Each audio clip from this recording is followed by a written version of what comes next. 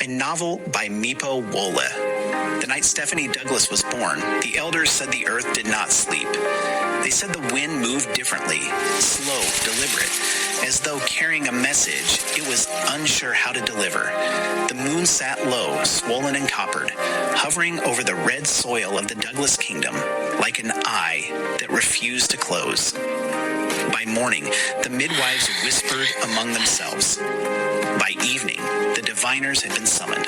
Stephanie arrived first, silent but alert, her eyes opening too soon, too knowingly. She did not cry immediately. She watched. Her skin carried the warmth of the land, her fingers curling instinctively as though grasping something unseen. Angela followed less than 2 hours later, loud, defiant, announcing herself with a cry that split the air and startled the women holding her. Where Stephanie was composed, Angela was flame. Where one inhaled the world, the other demanded it answer back. Twin spirits born of different temperaments. Two daughters to King Douglas and his Lolo. Gifts wrapped in prophecy. They will not walk the same path. The eldest diviner warned softly, drawing symbols into ash. But their shadows will always touch. The king listened. He always did. They grew as opposites, shaped by the same love. Stephanie learned stillness early. She watched people before speaking, absorbed silence like scripture. She loved books, shadows, the calm certainty of order. When she walked, she carried herself like someone aware that eyes followed her, even when none did. Angela learned movement. Laughter came easily to her.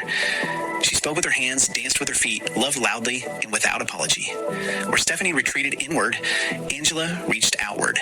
And yet, when night came, they shared the same mat, whispering dreams into darkness, their hands finding each other instinctively. They were never apart long enough to forget they were one story written in two inks. The Ottadals were spoken of long before they were seen. A powerful lineage, wealth-tempered by discipline. A family whose name carried both respect and fear. When word arrived that the Ottadals sought union with the Douglas throne, the palace did not erupt in celebration. It went quiet. Thomason Ottadals was first mentioned, head of the family. Calculated, controlled. A man whose silence commanded attention. It was said he did not waste words or emotion. What he chose fully. Tomiwa Ottadals followed his name like a rumor, celebrity, charisma, laughter that disarmed. A man adored by crowds, effortless in charm, dangerous in appeal. Where Thomason was stone, Tomiwa was firelight.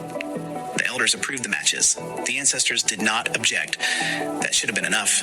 Stephanie met Thomason beneath the Iroko tree. Their greeting was formal, their conversation measured. But when their eyes met, something ancient shifted. Not warmth, recognition.